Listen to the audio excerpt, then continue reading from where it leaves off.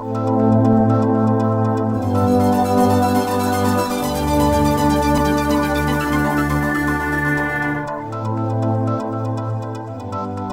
it going? What we got here tonight is a Olight S1R Baton Flashlight. This takes the place of the original S1, which was a very awesome little EDC or everyday carry flashlight.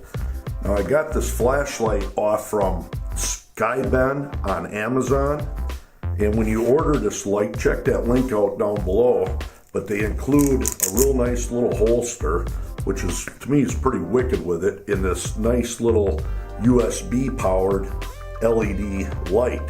Simply plug it into any USB source and you get a pretty awesome little light there. But anyways, back to the Olight. Now this light replacing the original S1, which we're going to do some beam shots, do some testing on it and whatnot, you'll get a good idea how much better it is than the original. The biggest thing on it, of course, is your ability to magnetically charge this without worrying about taking the battery out. It does take a CR123 battery, and you see the little green charger on there. This thing, all you do is, it hooks up unreal, no fumbling around. The battery is fully charged right now. If I were to turn it on a second, this will go red, and once it's charged, it'll be green yet. So just that in itself, to me, is pretty awesome. But is that worth the extra $12 or $15? Both of them do have the magnetic base, very strong magnet on the bottom. Both run on one CR123 battery. Now this S1R does come with a 550 milliamp Olight CR123 rechargeable battery, but it doesn't stop there. As far as light output, original S1, I do believe, went up to 300 lumens, and this one now claims 900 lumens. 110 meters of throw and 145. If you notice here, it is a little bit taller than the original. All the height is up here in the lens. It does have a deeper lens, which gives you a little bit more of a spot, which I'm real happy with, because even though this is an awesome flashlight, it just seemed to really flood a lot. And this is actually, to me, is more usable. Now they both have pretty much the same modes, although this has one more mode than the original. When you press the switch at first, you get your 0.5 lumen, literally a firefly mode, that will run for 25 days. If you see there, I'll do it outside, you have a better comparison of it. But the S1R has a little bit more punch to it, to where I seem to use that a lot more when it's dark. But 25 days running off from that mode. In your next mode up, I think that's 30 lumens each.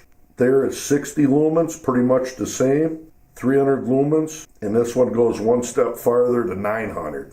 There are some good improvements with this light.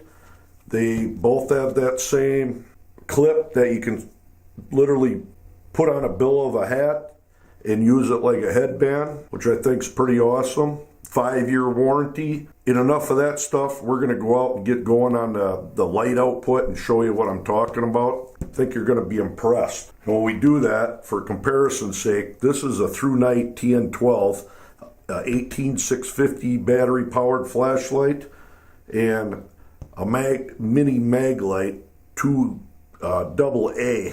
The new one, if you notice the difference in size there, is pretty wicked. All right, we're going to go ahead and measure the lux, starting out at 4 meters with the original S1 Baton. I have my aperture locked in manual, so it's going to be extremely bright. That was 189.3 lux at 4 meters. So we'll take 4 meters squared, which would be 16, multiply that by 16, and then the square root of it. 110 meters of throw with a standard calculation. Next up is the S1R Baton. Almost didn't have it on high. There's high. And that is 362 lux at 4 meters, 152 meters of throw. So the S1 calculates up to 110. The S1R 152. Now I want to show you what I meant by the Firefly mode up against the wall. S1 on the left and the S1R on the right. You can see there, like I'm saying, you gets a little more usable light, which I really like. Now I'm going to run my aperture in auto, so these will dim the beams down, but you'll be able to see the difference. We're going to start out on Firefly on both, and S1 is on the left, S1R is on the right. Next mode up, pretty much the same, fairly equal. A little bit tighter beam on S1R. I think they do believe that's 60 lumens and 60 lumens. There's the highest setting for the S1. There's 900. Pretty neat. Mini Meg on the left and S1R on the right. Incredible light output for that little light.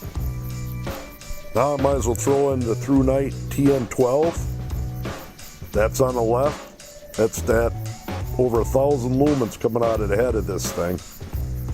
And the S1R doesn't have, of course, the tight beam of the TN12, but holds its own. Now we're going to do some beam shots on a tree that's about 50 yards away. Right there is the S1, original one, on high. And there's the S1 Baton, S1R Baton on high. S1 high, S1R high. Moving over, we've got a tree roughly 90 yards away, right around almost 100. There's the S1 on high, and there's the S1R on high. Pretty neat. This little light really punches out there for how small it is. Just for the heck of it, here's some car headlights on high. And there's the S1R Baton. Literally outdoes car headlights 2 feet back from the headlights. Of course, this isn't a good comparison, but the Through Night TN12 is going to be a brighter light, of course, with a single 18650 in it, driven hard. Both of them do have the XML2 emitters in them. And then the little S1R on the right. Not too far off, actually. The S1R is putting out, I see, more light, but it just doesn't quite have the throw. But really like this little light. Now, one thing I want to do with this light is tape this temperature probe on to it, and I'm going to turn this thing on high. I want to see just how hot this thing gets after a couple minutes of use on high. I'm going to shut the camera off for 2 minutes and we'll see what it is when I get it back on. Alright, I had to cheat. Highest I could get it was 98 degrees. And what happens after a while, it does dim down after about 5 minutes, but I've been running this thing non-stop for 10 minutes. That's not too bad. 97 degrees. Now, the original S1, I've had it on for probably 5 minutes, and it's already up to 104 degrees, so there's another bonus with an S1R. I want to show you something that I inadvertently discovered while using it to work on a car. You're going to get upwards of 5 volts coming out of this end due to magnetic charger on it. Now, if you're to take the regular S1, and if anybody's like me, you end up sticking this in your mouth when you're working on something, when you have your hands tied up. If you stick this in your mouth, you're going to get a little shock, and you're going to be tasting metal for a while, so I advise you not to hold this in your mouth. And you also have a lockout mode, where if you press the switch for more than 2 seconds, Firefly mode will come on and then back off. Now if you hit it, see that little faint red? No matter what you do, you can't turn it on. You turn it back on, you just hold it for a second and your Firefly is back on. Pretty neat. And there's a timer function where you have 3 minutes and 9 minutes for the flashlight to auto shut off. When you turn it on, double clicking it, 2 blinks gives it 9 minutes.